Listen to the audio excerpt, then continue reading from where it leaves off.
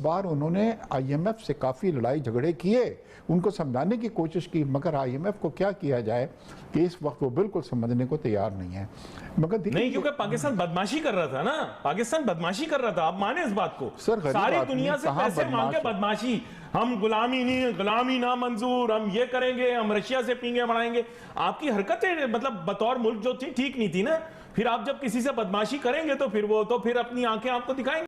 अच्छा वक्त कहां आता है? पाकिस्तान में बुरा वक्त होता है और बुरे से ज्यादा बुरा वक्त होता है, अच्छा वक्त कभी नहीं आया। नहीं, अच्छा लेकिन the rich people always enjoy in Pakistan.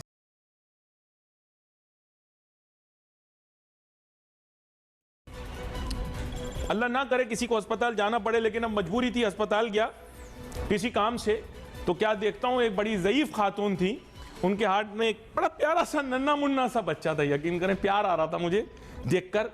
मैंने उनकी तरफ देखकर, जैसे पाकिस्तानी आदत होती है हर किसी के काम में घुसना, बेवजह बात करना, मैंने उनको कहा देखें दादी और नानी बनने का अपना ही लुत्फ है, अपना ही मजा है।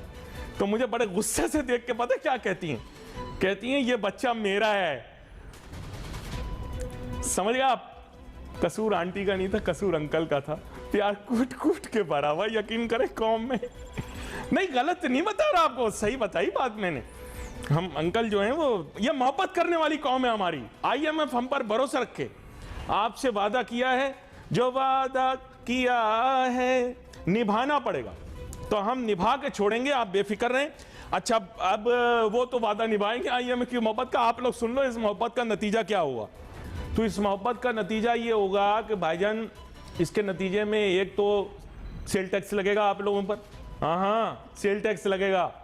वहाँ होगा प्यार मोहब्बत, यहाँ पर आप पर सेल टैक्स लगेगा। पेट्रोलियम मसनूआत की कीमतों के अंदर इजाफे के लिए ज़हनी तौर पर तैयार हो जाओ, जिसमें खास तौर पे डीजल पे धन टैक्स लगेगा।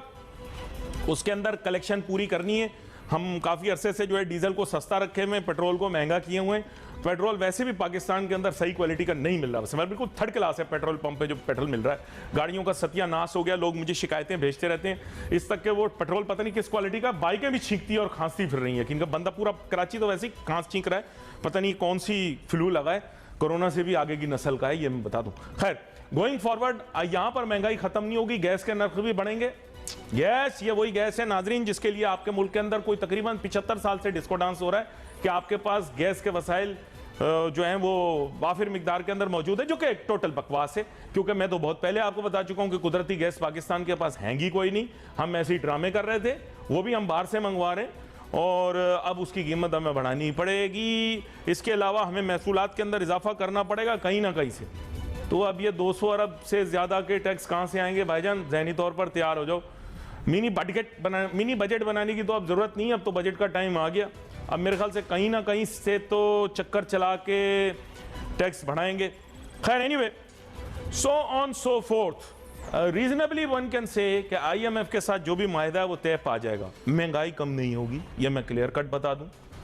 वो जनाब अगर आप बैनुल अक़वामी आज़ाद मईशत को फॉलो नहीं करोगे तो वो आपको छितर मारेंगे, ये मैं आपको भी बता दूं। आपको इंटरेस्ट रेट अपना बढ़ाना पड़ेगा, वही जो है महंगाई की सतह से ज़्यादा करना पड़ेगा। महंगाई आपके मुल्क में बहुत ज़्यादा है, बहुत सारी बातें माननी पड़ेंगी। सब्सिडीज़ बहुत सारे सेक्टर्स पर से हटानी पड़ेंगी। सब्सिडीज़ जब आप ख़त्म करोगे तो आपके मुल्क के अंदर जो माफियाज़ हैं उनको बहुत तकलीफ होगी। माफिया चीखेंगे चिल्लाएंगे, लेकिन अब यह कि IMF की बात तो माननी पड़ेगी। अब ब्यूरोक्रेट अपने सारे कच्चे चट्टे तो खोल के रखेंगे नहीं IMF के सामने।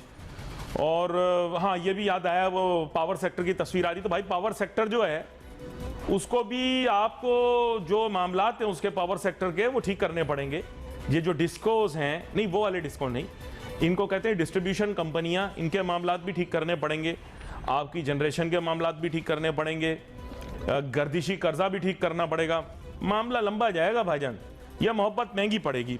लेकिन खैर वैलेंटाइन का डे है, वैलेंटाइन डे पर इरादा किया है, जो वादा किया है निभाना पड़ेगा। जब मुझसे शादी कर लोगी तो सारी जिंदगी खुश रहोगी, इसी तरह के दावे करते हैं ना लड़के वैलेंटाइन डे पर। हमने भी मिर्जा इश्तियाक बेग साहब आप लोगों के साथ इसी तरह मोहब्बत कर ली कि PDM आएगी और सारी जिंदगी खुश रखेगी। तजुर्बा भी है, हाँ ताल्लुकात भी हैं, और काम करने की सलाहियत भी है, लेकिन आप तो पीटीआई से भी माजरत के साथ गए गुजरे।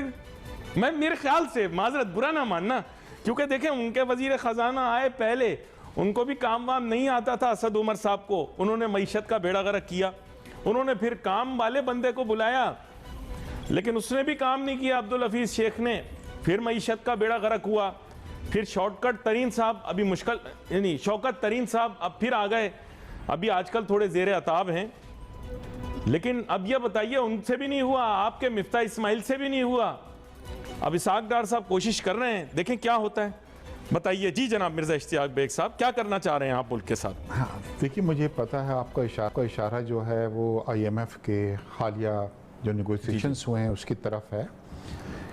पहले तो मैं अपने व्यूअर्स को ये बतलाना चाहता हूँ कि ये जो हमारा IMF के साथ ये मुआहदा हमने नहीं किया, ये PTI ने किया था, और ये क्या होता है कि टाइम टू टाइम इसका रिव्यू आता है। ये 9th रिव्यू था जिसमें वो देख रहे हैं कि जो PTI की हुकूमत ने या मुल्क ने जो हमसे वादे किए थे या शराइत हमारी मानी थी, क्या वो पूरी हो रही हैं कि नहीं, और अगर उसके अंदर कुछ डिविएशन वगैरह है तो वो फिर आपको कहते हैं कि ये करें। इस बार जी IMF जो था, अली साहब आप हैरान हो जाएंगे, बिल्कुल आंखें यहाँ पे रख के आया था। आमतौर पे ये होता है कि जब दो लोग बैठ के कुछ निगोशिएशन करते हैं तो थोड़ी सी लचक आप दिखाते हैं, थोड़ी सी लचक हम दिखाते हैं। इस बार IMF ने बिल्कुल कोई लचक नहीं दिखाई, और उनका हमारा ये था कि जी खुदा के वास्ते पाकिस्तान में सैलाब आया है, सैलाब से बहुत मुतासर हुआ है मुल्क, हमारी फसलें तबाह हुई हैं, हमारे लोग बर्बाद हो गए हैं, सब कुछ हो गए हैं। दुनिया पाकिस्तान के लिए ये कह रही है कि वाकई में पाकिस्तान सफ़र किया, और आप हमसे ये कह रहे हैं कि हम आपकी सब शराइत मान लें। हमारे लोगों में तो इतनी सख्त ही नहीं है कि अब फर्दर जो है मतलब वो कोई उनके ऊपर बोझ हमने डाला जाए। तो देखिए आप जितना भी क्रिटिसाइज़ कर लें इसाक डार साहब की एक चीज़ मैं आपको बतलाऊं, एक अच्छी है कि वो कम से कम गरीबों के लिए अपने दिल में जज्बा रखते हैं, और इस बार उन्होंने IMF से काफ़ी लड़ाई झगड़े किए, उनको समझाने की कोशिश की, मगर IMF को क्या किया जाए कि इस वक्त वो बिल्कुल समझने को तैयार नहीं है। मगर नहीं, क्योंकि पाकिस्तान बदमाशी कर रहा था ना, पाकिस्तान बदमाशी कर रहा था, आप माने इस बात को? सर सारी दुनिया से पैसे मांग के बदमाशी, हम गुलामी ना मंजूर, हम ये करेंगे, हम रशिया से पींगे बढ़ाएंगे। आपकी हरकतें मतलब बतौर मुल्क जो थी ठीक नहीं थी ना, फिर आप जब किसी से बदमाशी करेंगे तो फिर वो तो फिर अपनी आंखें आपको दिखाएंगे कि नहीं? हाँ, ये आप सही कह रहे हैं कि बाकी में कि इस बार उनका जो रवैया था हमारे साथ वो कुछ ज़्यादा ही सख्त था, जो आज से पहले कभी नहीं हुआ। मगर उसके अंदर भी आखिर में ये ज़रूर हुआ है कि हम काफ़ी हद तक उनको इसमें मानने तैयार हो गए कि जी देखिए हमको ऐसा आप अगर आप कुछ कह रहे हैं टैक्सेस के अंदर, देखिए पहले तो उनको 600 अरब बिलियन से वो शुरू हुए थे कि जी इतने टैक्सेस लगाएं, जो कि अगर लग जाते तो आप भी यहाँ पे बैठे हुए नज़र नहीं आते, आपकी भी आधी सैलरी जो थी वो टैक्सों में चली जाती। मगर अब 170 का हदफ जो है वो इतना अचीवेबल रिजल्ट हदफ है, मेरे ख्याल से वो हम कर लेंगे। देखिए अली साहब, कुछ दिनों पहले मैं मोरक्को से आया हूँ और उससे पहले मैं लंदन गया था। आप यकीन करें कि इस वक्त पाकिस्तान में ही सिर्फ वाहिद मुल्क नहीं है जिसमें प्रॉब्लम चल रही है, इस वक्त दुनिया के इस ममालिक के अंदर वो हालत हुई है कि लोगों की परेशानियां और चीखें निकल रही हैं। और फिर ये बात सही, आप लंदन गए, आप नवाज शरीफ के हाथ खोलें, उनको वापस बुलाएं, मेरे ख्याल से गिव हिम ए चांस।